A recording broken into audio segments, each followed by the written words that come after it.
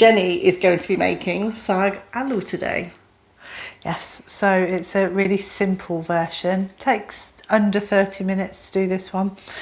We have a few ingredients, but it's packed full of lovely vegetables and lots of nutrition. Yeah. Cooked some new potatoes. These are slightly chopped and they've just come off the boil. I'm just going to pour them over this spinach. So the reason that we want to pour the hot water over the spinach is just to wilt it and really break it down, otherwise it's too much in the saag. I'm going to pour this over here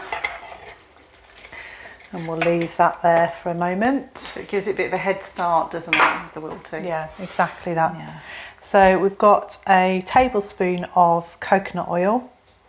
We have got the spices and we're going to just cook those off for a couple of minutes together until they become really nice and fragrant. Yeah. These spices have cooked off now. Yeah, I'm going to use my lovely ginger plate again and garlic plate. This is one of Jenny's favourite little tools. And you're matching it actually, aren't you? The colours, you're blending in well. I think we both are. You can use dried ginger in this, but you know it's just not the same kind of flavour. That smell of fresh ginger, you just can't beat it, can you? Absolutely. Just adds that extra, almost like fresh flavour and intensity. So the cumin seeds, when you cook these, you'll start smelling the fragrance that comes off those. They just add, again, it's another layer of flavours that you'd be surprised. Fresh flavours. Yeah, absolutely.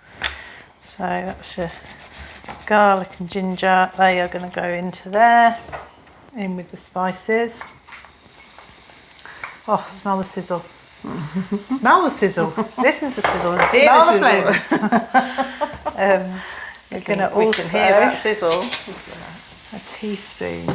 A tablespoon, sorry, of tomato paste. That all going. My handy assistant is giving a little stir. I'll help myself. No, absolutely. The coconut milk. So this is the top, just the top from the coconut So you milk. leave the liquid bit, don't you? Yes, Can rather than in the bottle. Yeah. And if you don't use the low fat for this, because it doesn't have that really lovely creamy part on the top. Yeah. So we're going to mix that up. Oh, smell that. It's gorgeous. Then we're going to add in some frozen peas. There we go. And peas are great for protein as well in your dish. So like you try and get a bit of protein in every meal you have, especially your main meals. So that's just your protein sort of added in for the day. And we had somebody that did the 7 days of plant power course. They they cooked this and she said, I don't even like peas, but I cooked this 3 times in 1 week because it was just so good. Yeah, so if you don't like peas, try it and you'll be surprised how the flavours work really, really well.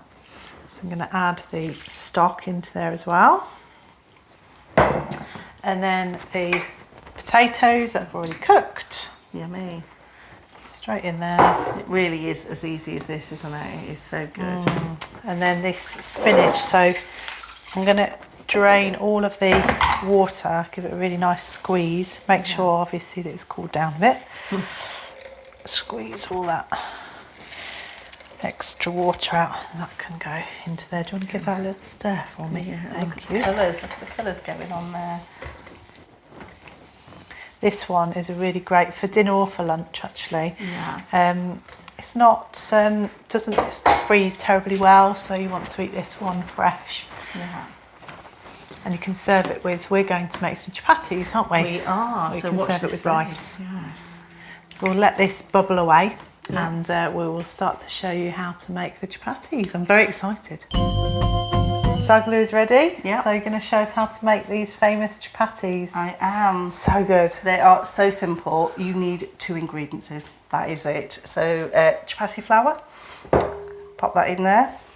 And all you do is you add the water. The key thing is you just add it slowly. And is the water cold or? Tepid. Okay. Yeah, tepid. You don't want to go cold because it just doesn't bind as well. And you are literally, you know when you have to rub your head, pat your head and rub your tummy. It's that sort of situation where you pour in one hand and you are mixing with the other. So yeah, you keep mixing the bowl until all the water's in, mixing the flour. And you use chapati flour for this. You can get different types of chapati flour. You can go for like whole wheat chapati flour, or you can get one that's got 5 different grains in there. So you've got some that's got chickpea flour in there, and it has a combination. So if you're, and you can even get like gluten-free chapati flour. So it's varying different types. So you would just keep mixing it until you've sort of binded all of that together. Can you get it from the supermarket? I guess the bigger ones. No, you can now. Yeah, they've got a whole section that's called like world food in most shops, most big supermarkets. If you have got like an Asian sort of community in your area, there'll always be sort of Asian shops there that you can buy it from, but you can now just buy them from large supermarkets, so it's really easy. You don't need a lot of flour. Store it, and then literally that's going to make me it's come together really nicely. Yeah, that will make you 4 chapatis. Perfect. Okay, so just 2 each.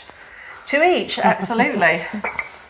Rolling pin, get one that does like to move. Yep. It just makes your chapatis rounder.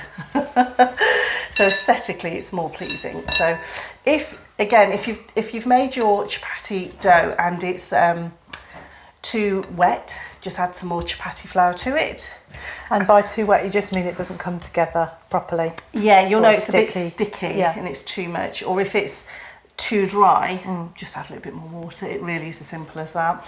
So you just then make the actual chapatis. Grab probably like a hand size of... A quarter of the dough, is it? About a quarter of the dough, and you would just roll it into your hand. So just folding in. I've done that a couple of times. Yeah. And then you roll it. You then have a little bit of surplus chapati flour for this because you don't want it to stick, and you would stretch out the dough. Yeah. You got this, Jenny? Yeah. I'm expecting you to do some too. I might make the next one. So normally when you are cooking chapatis, you'd use what we call a tawa, which is like a cast iron. I can show this one. Yeah, do you want to just show that? Yeah. This one, yeah. So you would normally use that, but you know what? You can make them in frying pans, and I'm going to do it in the frying pan just for you to see how easy it is.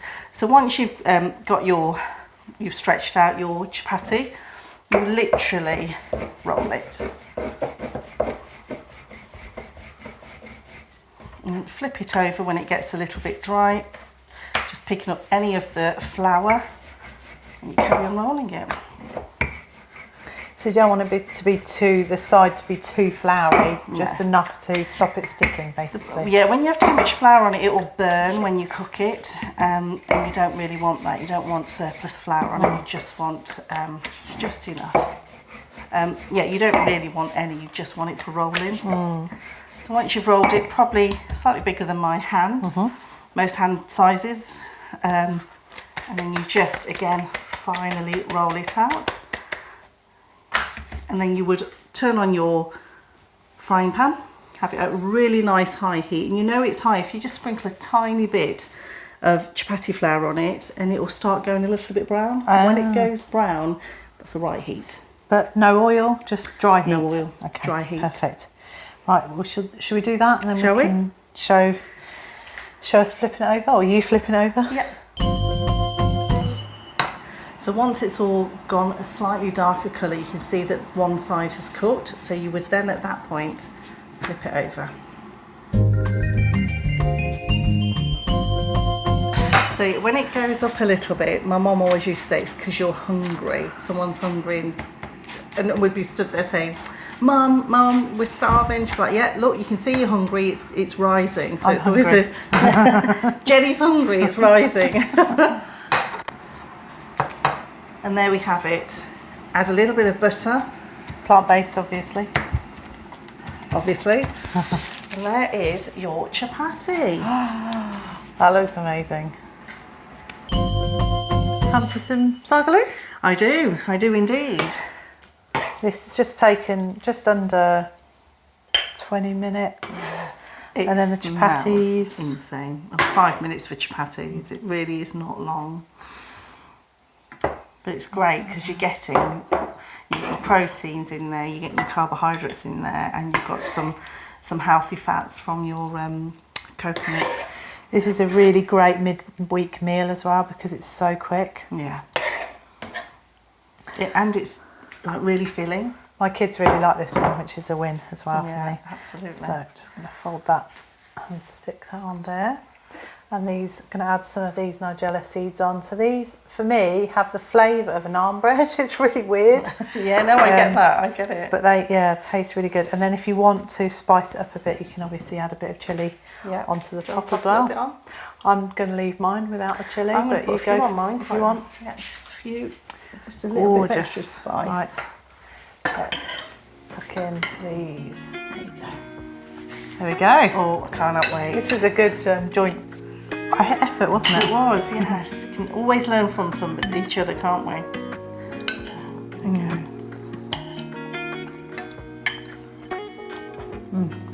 That is so good. Great flavours. Enjoy.